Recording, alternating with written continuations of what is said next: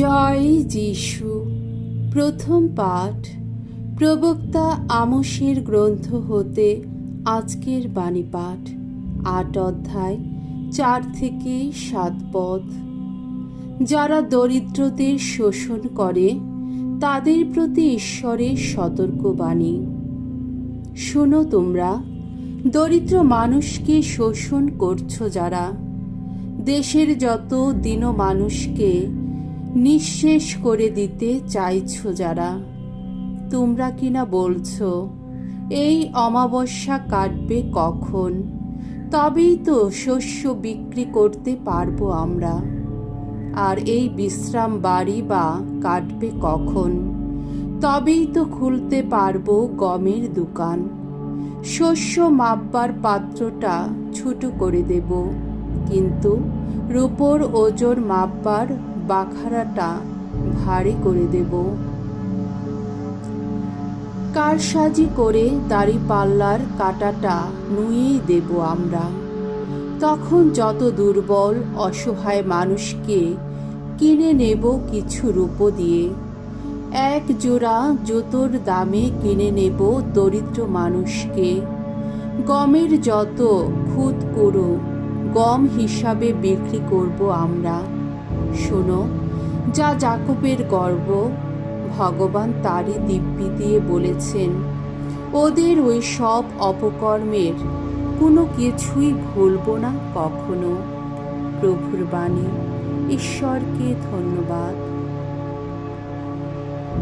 শাম সঙ্গীত ১১৩ অধ্যায় ১ থেকে ২ পদ, ৪ থেকে ৮ পদ। ধো, এসো দীনবন্ধু ভগবানের নাম বন্দনা করি।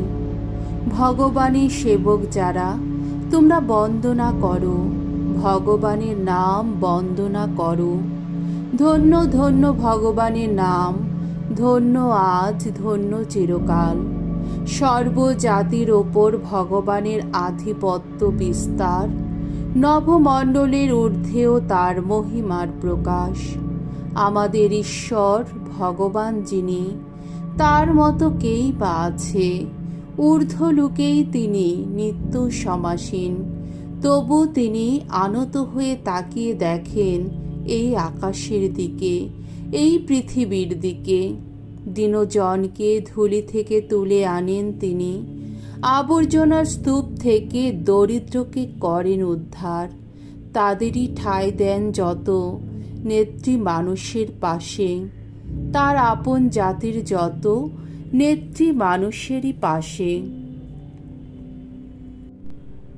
দ্বিতীয় পাঠ শিষ্য তিমোথীর কাছে প্রেরিত পলের প্রথম পত্র ২ অধ্যায় ১ থেকে ৮ পদ। তিনি চান সকল মানুষই পরিত্রাণ লাভ করুক, তার কাছে যেন সকলেরই কল্যাণে প্রার্থনা নিবেদন করা হয়। স্নেহের তিমোথী, সর্বপ্রথমে একটা কথা আমি জোর দিয়ে বলতে চাই। সকল মানুষের জন্যে, আর বিশেষ করে যত রাজা এবং কর্তৃপক্ষ স্থানীয় সকলেরই জন্যে ঈশ্বরের কাছে প্রার্থনা, মিনতি, আবেদন এবং ধন্যবাদ জানানো উচিত। ধর্মীয় আদর্শ ও নৈতিক মর্যাদা অক্ষুণ্ণ রেখেই যাতে আমরা স্থির শান্ত জীবন যাপন করতে পারি, এমন প্রার্থনা জানানো ধর্মসম্মত কাজ। এতে আমাদের ত্রাণকর্তা ঈশ্বর প্রীতই হন। তিনি তো এই চান যে সকল মানুষ যেন পরিত্রাণ লাভ করে, সকলেই যেন সত্যকে চিনে নিতে পারে।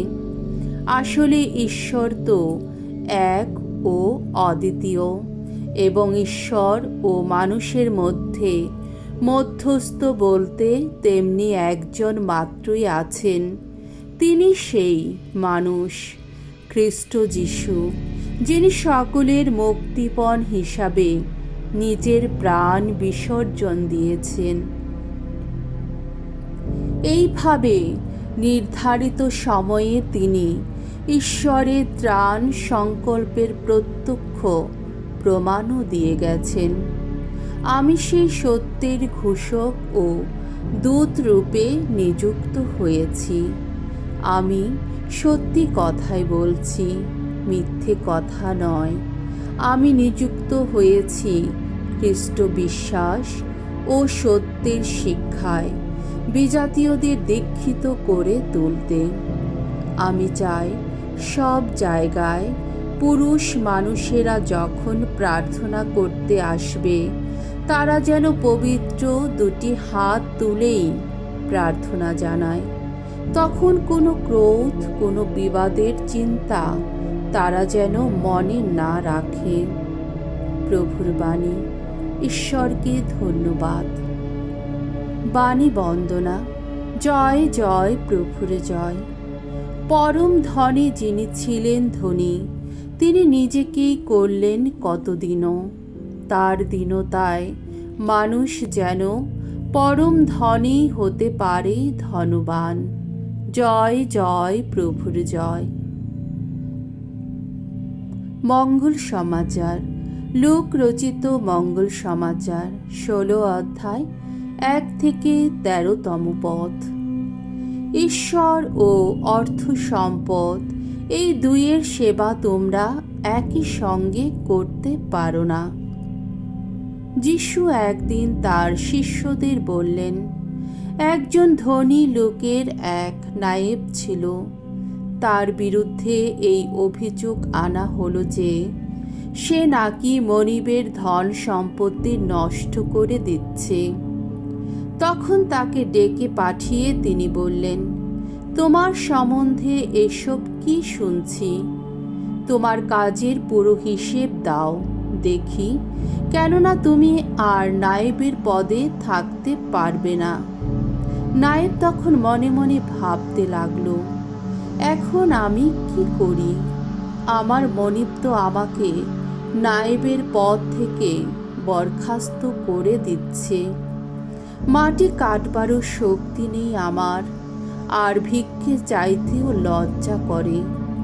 ঠিক আছে, নায়েবি থেকে আমাকে ছাড়িয়ে দেওয়া হলে লোকে যাতে আমাকে তাদের ঘরে আশ্রয় দেয়, তার জন্যে কি উপায় আমাকে নিতে হবে তা আমি পেয়ে গেছি।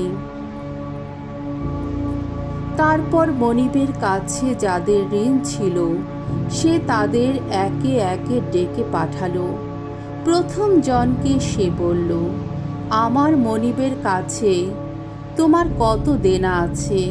সে উত্তর দিল, 100 মণ তেল।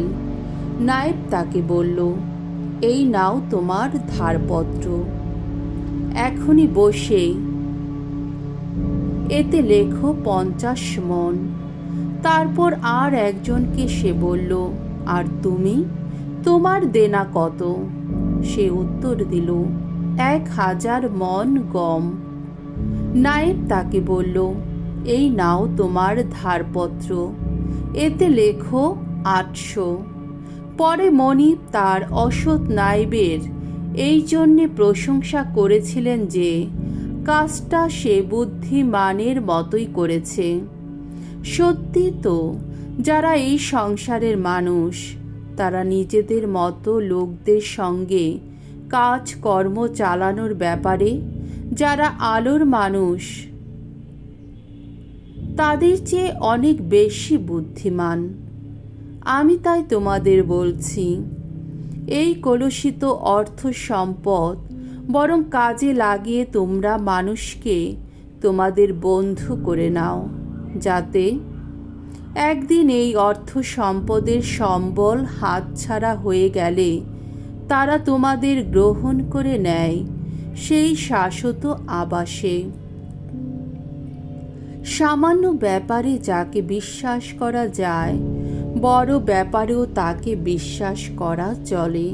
তেমনি সামান্য ব্যাপারে যে অসৎ, বড় ব্যাপারেও সে অসৎ হয়ে থাকে।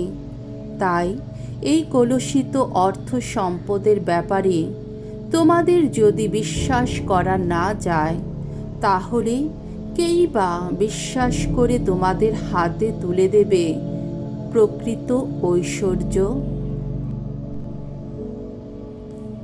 তেমনিভাবে পরের জিনিসের ব্যাপারে তোমাদের যদি বিশ্বাস করা না যায়, তাহলে যা তোমাদের নিজেদের জিনিস তাই বা কে তোমাদের দিতে যাবে? কোনো চাকর কখনো একই সঙ্গে দুই মনিবের সেবা করতে পারে না। হয় সে একজনকে ঘৃণা করবে আর অন্যজনকে ভালোবাসবে, না হয় সে একজনের একান্ত অনুগত হবে আর অন্যজনকে উপেক্ষার চোখেই দেখবে। ঈশ্বর ও অর্থ সম্পদ এই দুইয়ের সেবা তোমরা একই সঙ্গে করতে পারো না। প্রভুর মঙ্গলময় বাণী। খ্রিস্ট প্রভু তোমার প্রশংসা হোক।